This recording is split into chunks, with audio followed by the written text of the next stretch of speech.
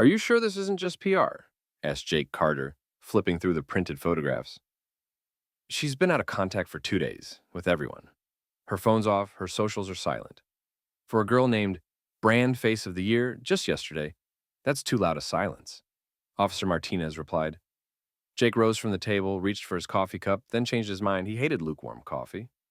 On the table lay a photo, a young woman with golden hair, a delicate neck, and sad eyes. Even on stage, even with the crown on her head. Amber Lawrence, 21, winner of Miss Eternity, he read aloud, left after the private dinner. Hasn't been seen since.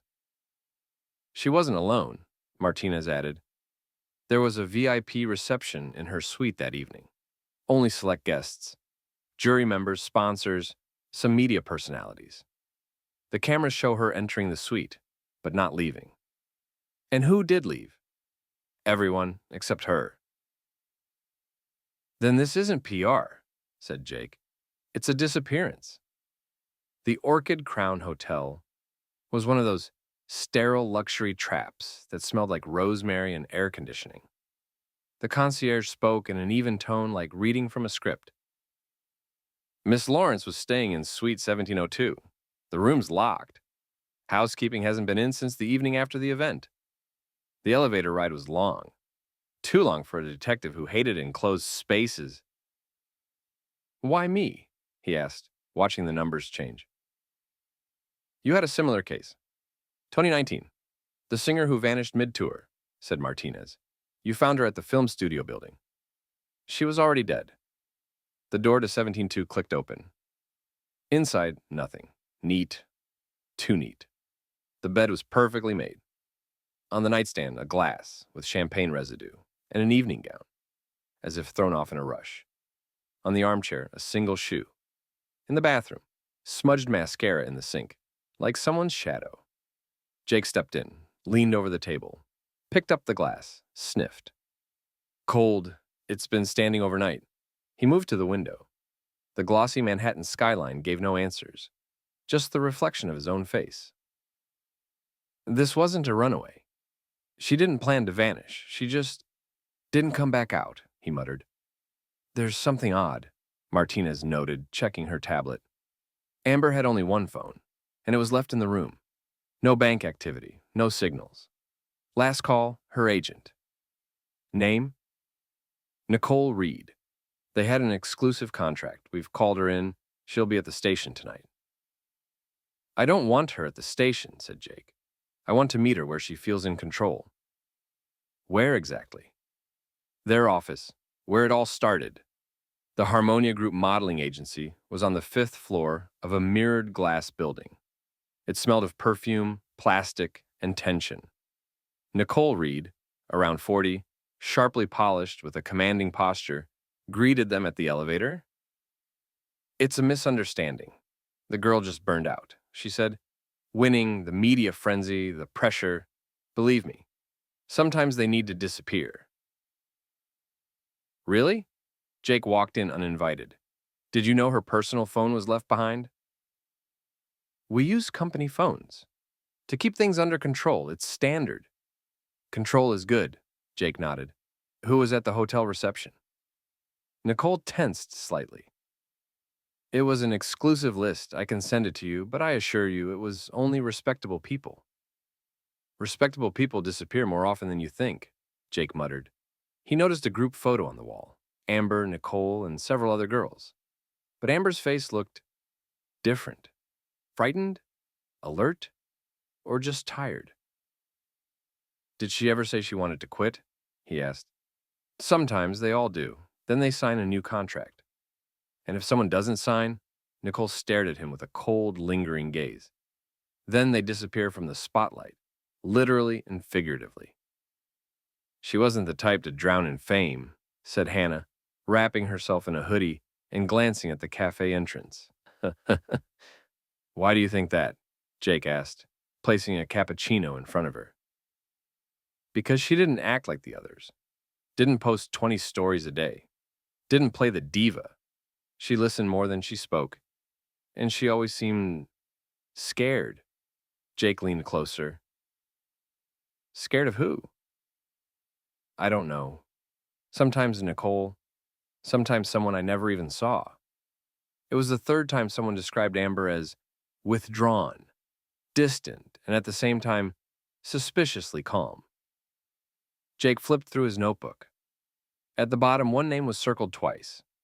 Ryan Morris, pageant photographer, the last person to leave Amber's suite before her disappearance. You know him? Jake asked. Hannah nodded. Ryan. He's different. Not from their world. Always in hoodies with his camera. He and Amber became close. He even showed her his photos. And he never showed anyone else. What do you think that means? I think if anyone knew the real her, it was him. Ryan's studio was in an old brick building that smelled of varnish and silence. No answer at first. Jake knocked again, firmer. Half a minute later, the door cracked open. I'm busy, came a tired, hoarse voice. Jake Carter, private detective. It's about a girl you photographed. Amber Lawrence. Silence. I'm not supposed to talk, Ryan finally said. Do you want to? Ryan let him in. The studio was filled with black and white photographs. Street scenes, strangers' faces, cracked walls, wet sidewalks, everything raw and fragile. I'm not one of them, said Ryan. They just hired me for the contest. I wasn't part of their inner dinners. I photographed the girls, that's it. But you talked to her. Hannah said you showed her photos? Yeah, there was something about her. Something real. He pulled a print from a folder. Amber in a hallway, leaning against the wall. Evening gown, bare feet, eyes turned away. Scraped wrists. This was 2 days before she vanished, Ryan said. She didn't know I took it, but I saw her shaking, like from cold or fear. Did you go to her suite? Ryan hesitated. Yes. Why? She asked me to. She wanted to leave, run. Said she knew she was being watched. By who? She didn't say, but she mentioned a foundation. Foundation? Futura Foundation, a charity. They sponsor the pageant, train the girls, build their image. But Amber said, it's not a foundation, it's a front. He fell silent. I thought she was paranoid. Now, I'm not so sure. Back in his office, Jake typed in Futura Foundation. He knew the name, flashy, prestigious, backed by billionaires, supported by politicians. But something didn't add up. Why would a sponsor terrify someone? He searched the database. Harris Stone, head of the foundation, owner of a luxury hotel chain, former politician, multiple-time Man of the Year. In one photo, he held the hand of last year's pageant winner. Jake browsed the list of past winners. One moved abroad. Another left the public eye for personal reasons. A third focused on family and philanthropy. None still in the spotlight. All vanished. The next morning, Jake returned to the Orchid Crown. The surveillance tapes had been pulled, but he was given copies. He scrubbed through footage from 10 p.m. to 1 a.m. There, 11:17 p.m. Amber exits the elevator on her floor. 11:20, enters her room. 11:42, a man in a dark blazer approaches her door. No ID, back to the camera. Uses a keycard. 12:03, leaves. Face not visible, and nothing else. You walked out, Jake whispered, pausing the video. But where's Amber? Rain tapped the glass when Jake returned to Ryan's studio. This time the door was open. The same silence inside, light dim, as if the room itself held its breath.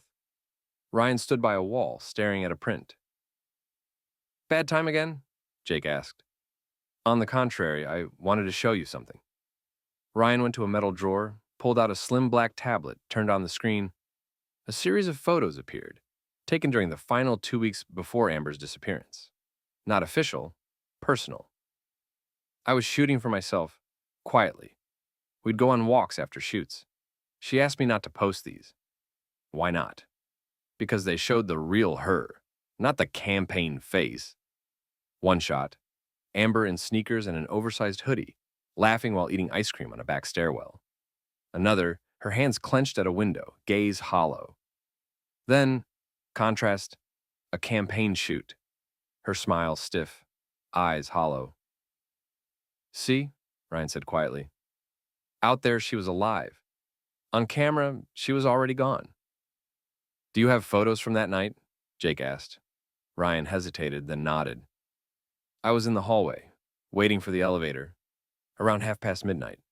Heard a voice, a scream, but couldn't make out the words, then silence. I raised the camera. Got only one shot. He opened the file. In the photo, a hallway. Far in the shadows near the door to room 1702, two figures. A woman leaning against the wall. A man one step away.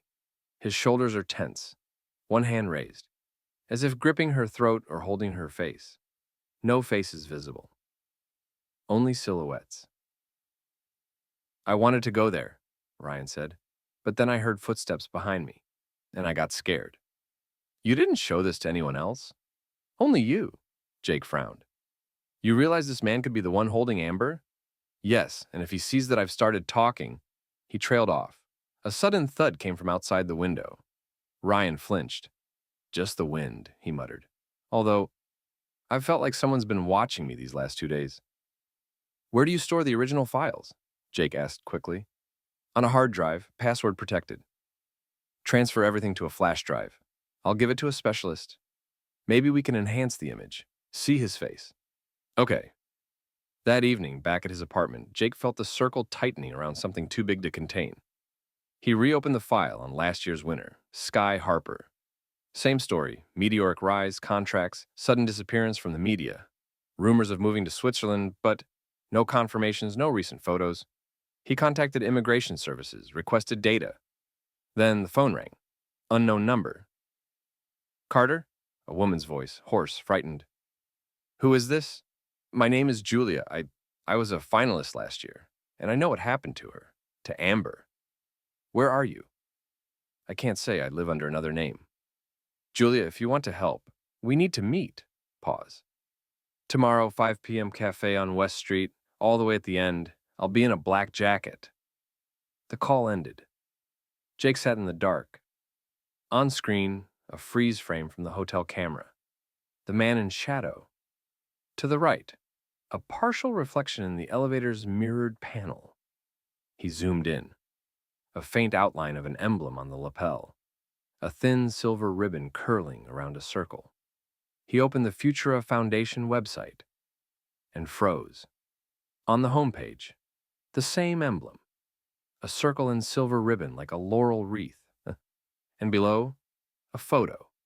Harris Stone, president, founder, philanthropist, chairman of the Miss Eternity jury. The cafe on West Street was tucked between buildings under renovation and an antique clock shop. It smelled of cinnamon and old wood. Jake arrived early, chose a corner seat with a view of the door. 5:03. A woman in a black jacket, hood up, large sunglasses, walked in hesitantly. She looked around, saw him, and approached, as if fighting her own muscles. Julia? He asked quietly. Don't call me that. I'm Sarah now. All right, Sarah. She pulled back her hood. A thin face, chapped lips, eyes hollow from weeks without sleep. Why did you leave? Jake began. Because otherwise I would have vanished. Like the others. She pulled out a phone and laid it face down. Then another, old, with buttons. This one's for you. I don't use it. It only has recordings. Audio. Saved conversations. With whom? Organizers. Nicole, the patrons. I did it out of fear. Thought. If I disappear, maybe someone would hear. Jake carefully took the device. What do you want me to know? That Amber wasn't the first and not the only one. Winning isn't a gift. It's an invitation into their world. We all think we got a chance, but really, we were bought. Who are they? People like Harris Stone. His foundation is a mask. They select promising girls, train them, promote them, and then place them. Where? With sponsors, in private clubs, private villas. Officially, photo shoots. Unofficially, escorting. And if you refuse, Julia gave a bitter, nearly silent laugh, then you either move abroad or start a new life away from media. She leaned closer. And if you fight, you disappear, like Sky Harper. Are you sure, Sky? I found her blog, quiet under a different name. She wrote about losing herself, about giving up her name. Then it vanished, just gone. And Amber? She wanted to run. Ryan was her way out. They had a plan. I heard them. But someone found out? I think Nicole, or someone above her. Jake clenched his fingers. Do you have names on the recordings? Yes, but be careful. There's a lot of coded language. They speak in riddles. She clasped her hands. You have no idea how deep this goes. Even if we expose everything, they'll shut it down. Quietly. Only exposure can stop them. I'll find Amber, Jake said. I promise. Then hurry, because if she's still alive, you don't have much time. In the car, Jake played the first recording. Yeah, she complains too loudly. Another one who thinks a crown means freedom. We need to talk to her or redirect her. Ryan's too close. He needs to be removed. No scandal, just cool him off. Next recording. The girl's silent, but we heard her mention a third-party exit. That one must be neutralized, not physically, mentally. The words were clipped, but the tones, ice cold. Professionals. People used to power and total impunity. He parked at Ryan's building, no lights. Jake stepped out and approached, the door ajar. He entered. Ryan? Silence.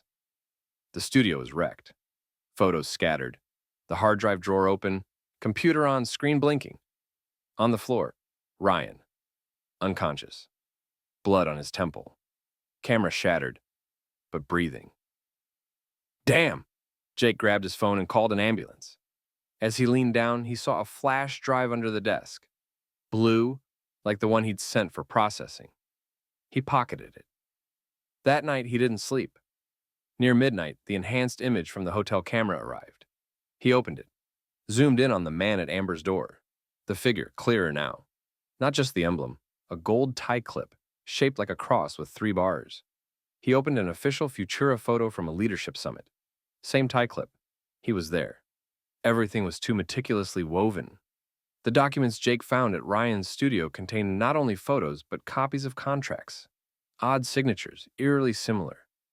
Girls who left voluntarily had identical handwriting. Forgeries? Pressure? He no longer doubted it. Back at his office, he printed the key pages, gathered them in a folder, and looked at the old button phone Julia gave him. It held more than audio. It was a key to a system no one wanted to see. He had to find Violet. A search for the alias led him into a dark corner of the internet.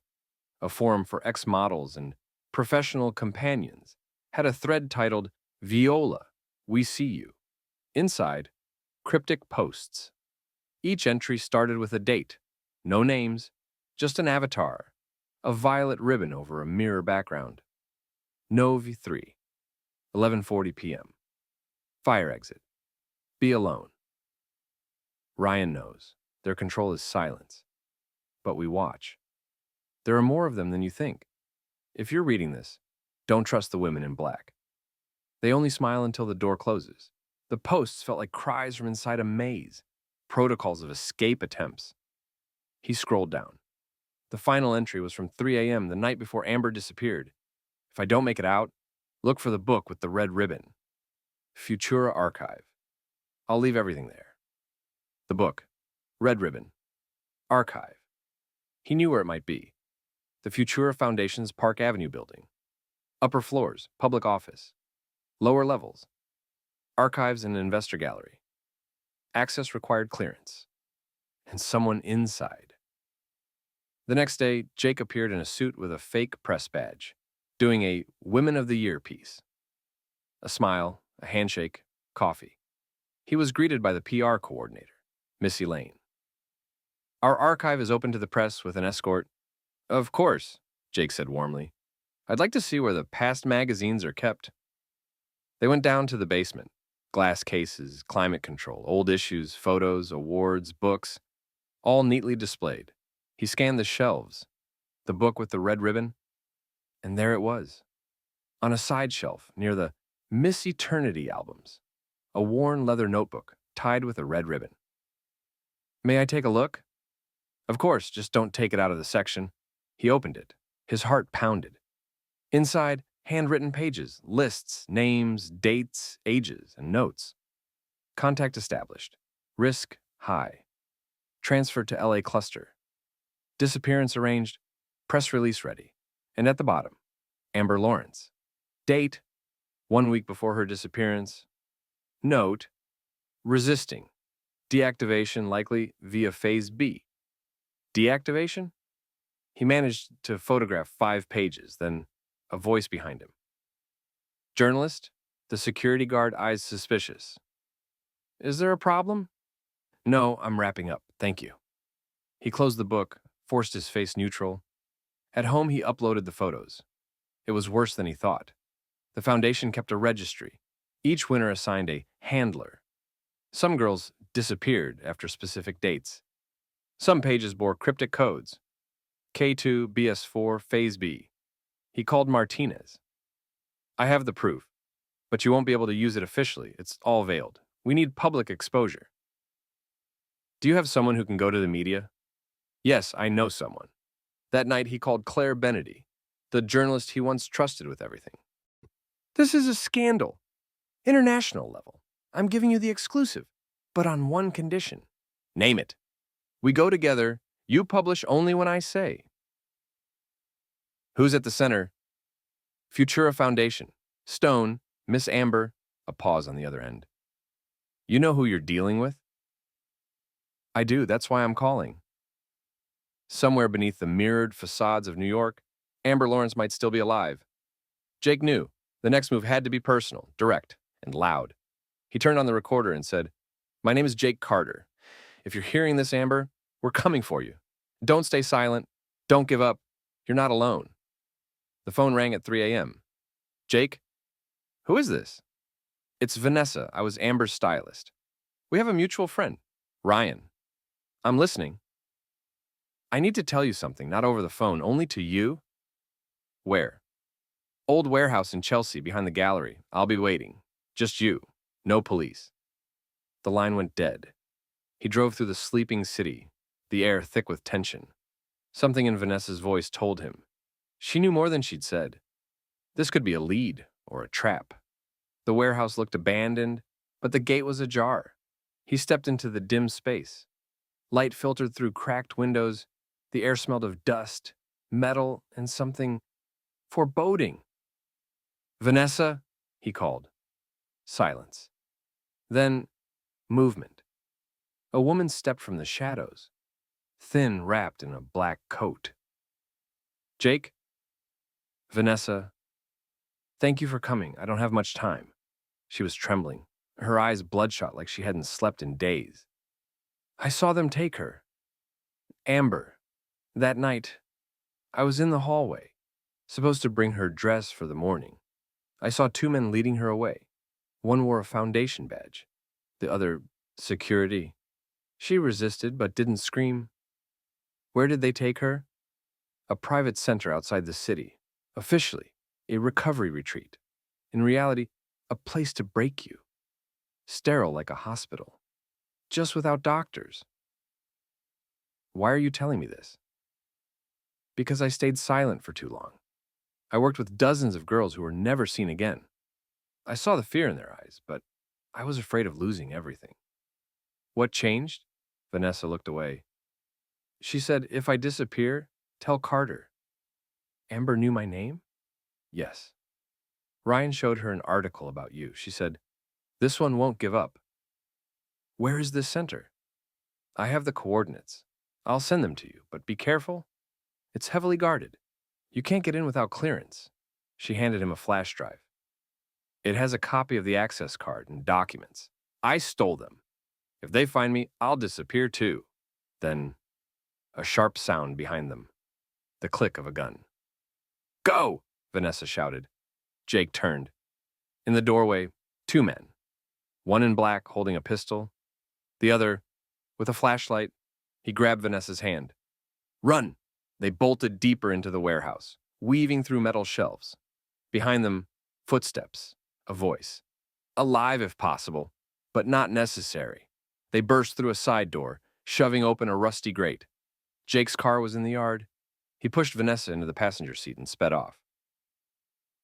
They knew you'd come, she panted. Of course, they're watching everyone connected to Amber. You realize, now they'll come after you. Let them, he said darkly, but not before I get to her. By sunrise, they reached Jake's house. While Vanessa slept on the couch, he scanned the flash drive. Among the files, an electronic access card, location data, floor plans. The facility was near Lake Hayward, officially the Harbor Recovery Center. Private, closed, a personality restructuring program. In truth, a prison. He called Claire. Prepare the release, everything. Photos, documents, recordings. But don't post yet, wait for my signal. Are you sure? They kill people. Then we need to expose them. No, give me one day, then do what you must. Okay, one day. He disguised himself as a tech support worker, forged an ID badge, all based on Vanessa's data. That night, he drove to the center. A large white building, cameras, tall fences. A prison in disguise. He handed the card to security. IT maintenance, surveillance system check. The guard nodded, barely looking. He entered the lobby, corridors, a dead calm. He checked the floor plan. Room 17, third floor, isolation. He took the stairs, found the door, on the bed, a girl, back turned. White clothes, blonde, tangled hair, bandaged hands. Amber? He whispered. No response. He stepped closer. Amber, it's me, Jake. The girl turned, eyes half open, sunken cheeks. But her. I knew. You'd come, she whispered. He held her, supported her. It's okay, I've got you. You're not alone. The alarm blared the next second. Siren in the hallway. Jake wrapped Amber in his jacket, pulled her to her feet. Can you walk? I'll try. She was weak, but her eyes, clear, alive. That fire was still there. He led her down the utility corridor just as Vanessa's map showed. The sounds behind them were getting louder. They had minutes. No more. Hold on, we're almost there. Through a storage room, down a staircase, out the back, and into the car. He floored it. Tires screeched. Flashlights behind them, one shot, the rear window cracked. But they disappeared into the forest road.